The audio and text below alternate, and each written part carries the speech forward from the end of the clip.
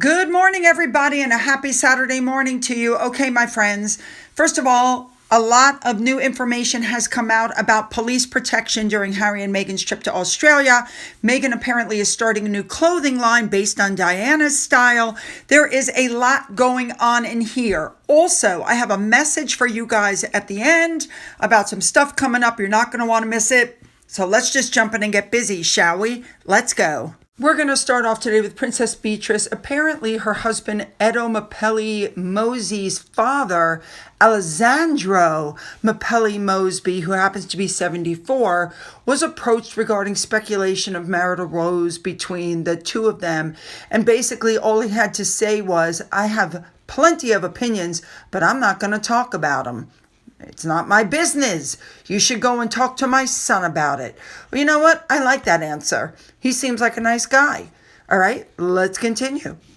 And I had to throw this in here since it's about Prince William. Apparently, he really opposes Harry getting his automatic police protection back, saying he's getting what he deserves since he exited royal duties. And of course, that stance is only making the rift worse. But as I've said before, that rift will never heal. It's over. So this is very exciting. Hundreds of items from Queen Elizabeth's closet are going on display at Buckingham Palace. And what they're saying is the largest ever exhibition of a late Queen's fashion. More than half the items, which span every decade of Queen Elizabeth's life, are on display for the first time. It's called Queen Elizabeth II, Her Life in Style. You see, outfits from when she was a baby, outfits as she was growing up, the outfits she wore at her father's coronation, her coronation gown, all kinds of interesting things. For instance, this dress is the one she wore to her father's coronation. It's never been seen in public since then. This is the very first time. I believe she was somewhere between, I should look it up, but she's somewhere between 9 and 11 years old.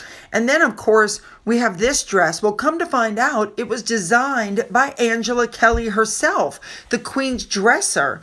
And for those of you who don't recognize it, she wore it when she went to the Olympics. I believe that was 2012. Now, on display also, there are two dresses side by side, and that's because one was hers and one belonged to her stunt double. That's right, the stunt double who jumped out of the helicopter. So I'm just going to put music to the rest of this. Sit back, watch, and enjoy.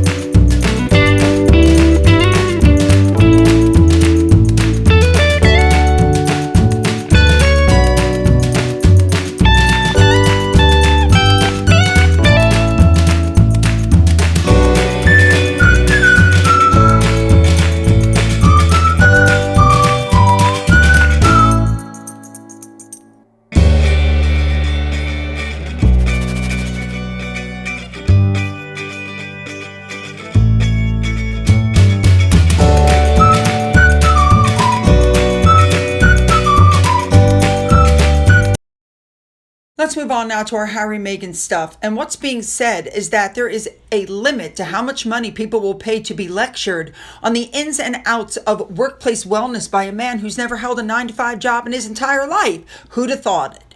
So Harry is supposed to speak about workplace mental health, which we all know is a noble and worthy cause. A world where just 6 years on from his decision to leave the royal family, he's already seeing ticket prices for this event drop by 50%. I told you that in my previous video. Could you imagine the reaction he's having? And as it turns out, the Australians aren't eager to shell out a staggering $2,000 to hear a multimillionaire talk about burnout and spew other corporate jargon he probably just learned a few hours before. Because it seems like once you remove the magic and the mystery of the royal family and the crown, you're left with just one more influencer's ramblings on corporate wellness in an already saturated market. Now, the irony of this entire situation has not gone past people, because you have the notion of Harry speaking at a psychosocial safety summit as someone who has spent the last 6 years on a scorched earth campaign against his own family. People are just like, what the hell? He's unintelligent, he's lazy, and his wife also isn't doing much better. She's handpicking her guests, and one of them is, as we know, one of the Sussex Squad members, and she's throwing out journalists so they can't tell what's really going on in the venue.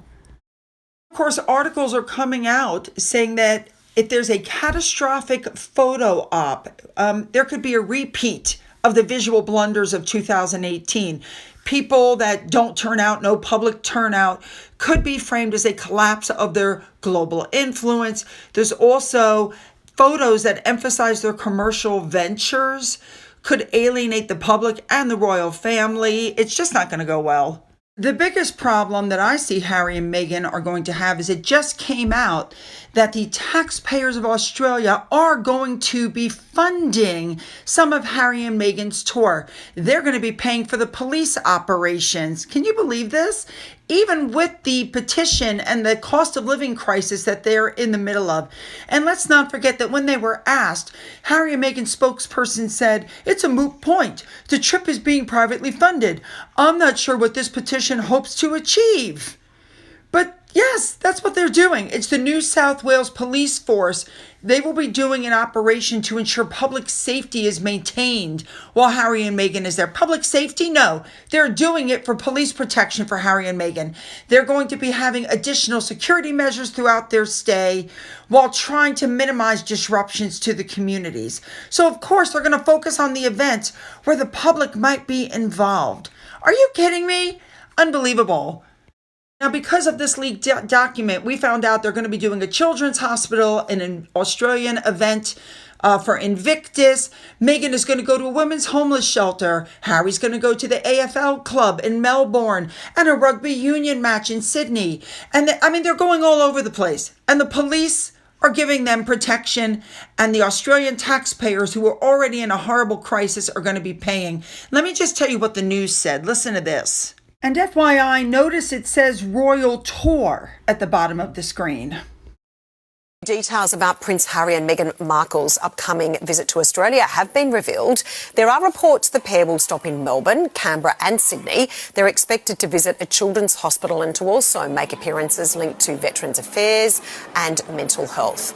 Meghan is also set to attend a women's homeless shelter, with Harry also set to make an appearance with an AFL club in Melbourne and attend a rugby union match in Sydney.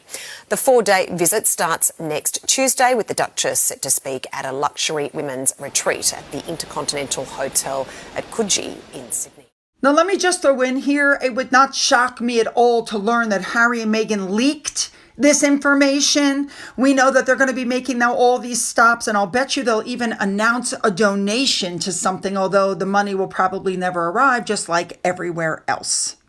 And this leads us back to what Harry was told by the Queen. 6 little words.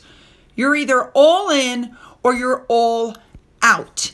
That's what he was told back in 2019. He wanted to talk to the Queen. He wanted to find a way forward. He wanted the half and half out arrangement, which is essentially what he's doing now because the royal family won't strip him of his titles. They literally are doing fake royal tours. And as you just saw, they're being listed and advertised by the news as royal, full working members of the royal family with official roles. That's what's happening. Now, with all of this, they really need some good press. So what's happening? Well, Meghan put this puff piece out through her friend Abigail Spencer, saying that studios and production companies have tabled offers to Meghan for a range of roles, including horror and even soap operas.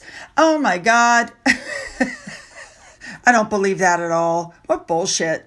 And another puff piece, as far as I'm concerned, we all know that Meghan was shopping around for her own tell-all memoir, and apparently she received multiple high lucrative offers, but she's concerned about causing further distress to the royal family, and so she wants to protect also her own brand image, so she's decided she's not going to write one.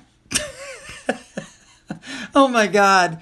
I mean, they're saying that Harry and Meghan are very cautious about everything they do and say because they're trying to uphold the standards of the monarchy. Really? When did that start? You could have fooled me. All right, let's move on to another story. We still haven't gotten to the big stuff. They're talking about the fact that Meghan showed basically Archie's face while he was coloring that egg. And the problem is they said they wanted to maintain their anonymity and protect them online. So Meghan's decision to share more and more of her children is strategic because she wants to move, as I've told you before, into the mummy influencer because apparently nothing else has worked for her. And so she's hoping that by showing the children's faces, you'll be more curious, more and more curious, and you're going to want to know more and see more. Well, that ain't working for me. All right, one more thing before we get into our big stuff for today. You remember Patrick Adams was on the Not Skinny But Not Fat podcast, and he basically said that he didn't get any jam or jelly spread, whatever, from Meghan because he basically said, my Instagram's not big enough. In other words, I can't do anything for her, so therefore she didn't send it to me. That's basically what he said. However, she finally sent him some after it came out, what he said. And then he put up this, little thing. Nobody should be jamless. Whatever. He had it right. Patrick, you had it right. You couldn't do anything for her. That's why you didn't get it. Here we go into our big story. If you can believe this, Meghan wants to launch a clothing brand and range inspired by Princess Diana. So she's developing this new venture to convert Princess Diana's sparkle into her own aesthetic, into a modern clothing range. Now, we know that since she became part of the royal family, she used to dress like Diana, and she claimed that she was doing that because the royal family made her. The problem is we have too many instances of her dressing like Diana before she joined the royal family, after she joined the royal family, and after she left the royal family, along with covering a lot of her mannerisms and trying to convince people that she was Diana incarnate. So I want you to sit back, watch this, and tell me what you think.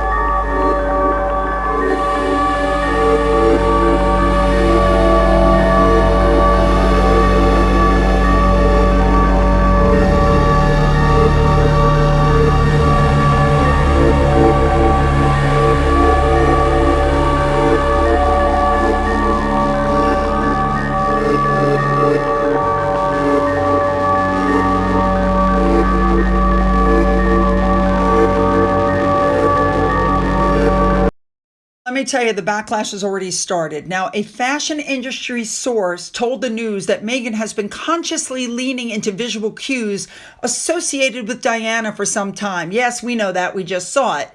And that Diana was so widely admired that she thinks the clothing brand will take off. There is a growing perception that this approach feels highly strategic because Diana's image is not only iconic, but deeply emotional for a lot of people.